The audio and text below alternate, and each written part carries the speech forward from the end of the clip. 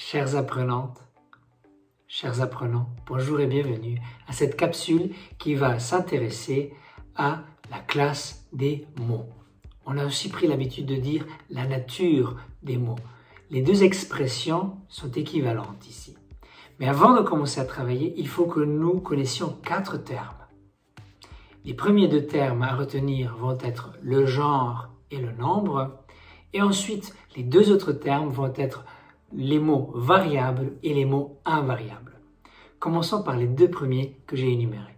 Le genre, il s'agit en français du féminin ou du masculin d'un mot. Pour ce qui est du nombre, c'est tout aussi simple. Il s'agit du singulier lorsqu'il y a seulement une occurrence ou du pluriel lorsqu'il y en a plusieurs.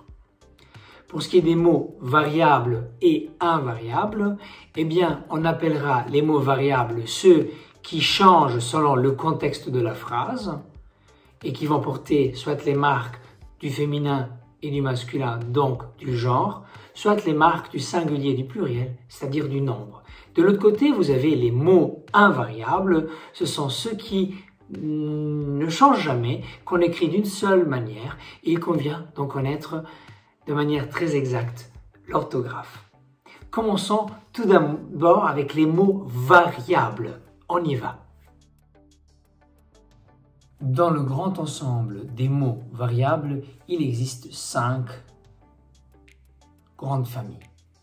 Cette famille est composée donc d'un côté des déterminants, des adjectifs, des pronoms, des verbes et des noms. Il existe tout un tas de déterminants et souvent nous les appelons également les articles. C'est d'ailleurs à cette catégorie particulière que nous faisons allusion ici. Les articles définis, le, la, les, l'apostrophe et les articles indéfinis, un, une et des, qu'il faut connaître. Mais il existe également les déterminants possessifs, mon, ma, mes, nous, vos et les déterminants démonstratifs, c'est, cette, ce, qu'il faudra évidemment être capable de reconnaître. Le déterminant généralement est placé avant le nom et il varie en genre et en nombre. En effet, prenons un exemple simple, vous prenez le mot garçon, le garçon, donc mais si vous prenez fille, nous allons mettre la fille. Et si nous avons enfants au pluriel avec un S, on va mettre les enfants. Vous voyez donc que les déterminants ont un lien direct avec le nom auquel ils se rapportent et donc subissent un changement par rapport à cela. Ce n'est pas la seule catégorie de mots qui varient. Après avoir analysé les déterminants, il convient de parler des noms. Les noms sont encore appelés substantifs selon certaines grammaires. Vous avez aussi une subdivision des noms en 2 catégories. La première étant celle des noms propres, de l'autre côté celle des noms communs. Dans la catégorie des noms propres, c'est assez simple à retenir. Vous avez les mots qui s'écrivent avec une majuscule. Il s'agit de noms, de personnes, de lieux ou de concepts ou de choses uniques. D'ailleurs, prenons quelques exemples pour les villes. Vous pourrez citer Paris, Marseille, Lyon, Nice.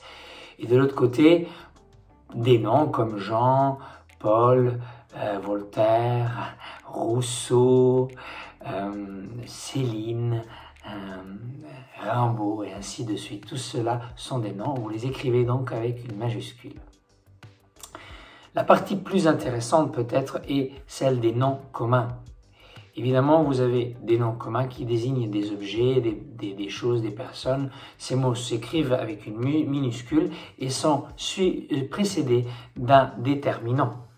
Exemple simple, la pomme, le pommier, l'arbre. Donc vous avez ici 3 manières d'exprimer avec un déterminant un nom. Évidemment, le pluriel existe aussi, les fruits, les arbres. Vous êtes donc obligé de mettre la marque du pluriel ou du féminin, selon les cas. il y a aussi les adjectifs qui varient. On pense ici aux adjectifs qu'on utilise pour décrire soit une personne, soit un objet, soit quelque chose qui est plus abstrait à définir.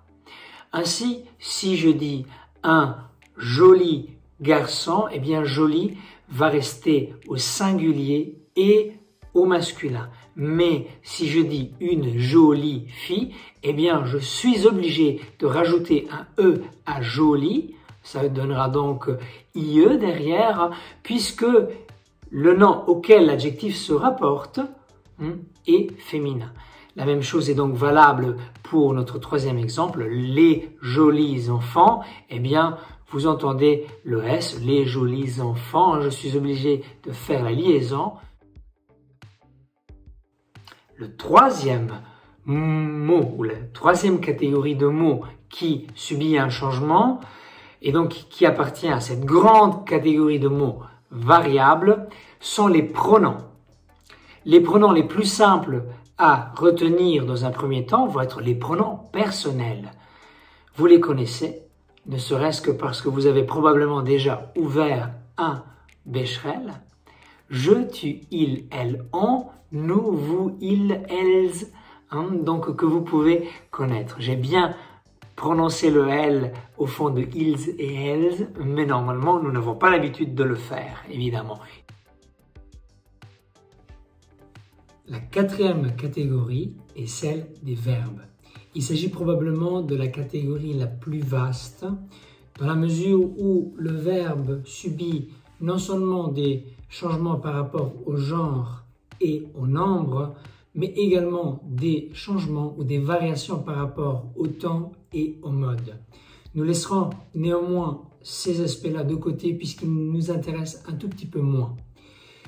Le verbe est le mot qui traduit un procès, soit parce que le sujet opère une action, soit parce qu'il la subit. Parmi les exemples de verbes que vous pouvez connaître, vous avez le verbe être, avoir, pouvoir, courir, écrire, finir, lancer, jeter, jouer et ainsi de suite. Il y en a une infinité à connaître.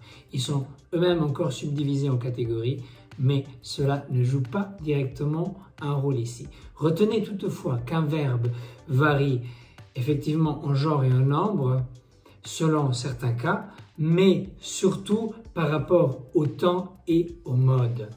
Vous pourrez consulter d'autres capsules sur le temps et le mode pour approfondir cette question. Voilà donc pour notre première catégorie qui comprend tous les mots variables. Ensuite, il y a une deuxième catégorie de mots invariables. Cette catégorie comporte également 4 grandes familles. Nous avons tout d'abord les prépositions, ensuite les adverbes, les conjonctions. Les conjonctions étant encore subdivisées en 2 catégories, on en parlera tout à l'heure, et les interjections. Commençons par les interjections qui sont quand même des mots simples qu'on utilise surtout à l'oral ou lorsqu'on veut reproduire un discours direct dans un texte écrit. Il s'agit de petits mots comme « ah »,« oh »,« ah bon ». Et tous ces mots-là, eh bien, on les appelle des interjections. Et vous comprenez bien que ces mots-là, qui sont la marque de l'oralité, ne subissent aucun changement lorsqu'ils sont écrits. Ensuite, vous avez donc les prépositions. Vous avez des prépositions en un mot ou des locutions. Et les prépositions sont utilisées pour indiquer quelque chose ou pour donner un sens supplémentaire au verbe. Ainsi, vous pouvez utiliser dans la phrase, par exemple, « les élèves vont à Paris », vous avez la préposition « à », mais vous pouvez aussi avoir d'autres types de prépositions comme la préposition « de », qui est aussi très présente dans la langue française. Mais vous avez également des prépositions comme « dans »,« sur »,« au-dessous ». Là, on parle déjà d'une locution. Et voilà donc. Ces mots-là ne subissent pas de changement et sont donc également invariables. Vous avez ensuite aussi la catégorie des adverbes. Et comme le mot le dit déjà, adverbe, c'est un mot qui va donner un sens différent au verbe ou qui va le préciser. Ainsi, il y a bien une différence entre « je cours rapidement » ou « je cours lentement ». Vous voyez que rapidement et lentement, ces deux adverbes que j'ai utilisés vont nous aider à préciser le verbe. Ce n'est pas la seule catégorie d'adverbes qu'il existe, mais c'est déjà avec celle-là que vous pourrez très bien avancer.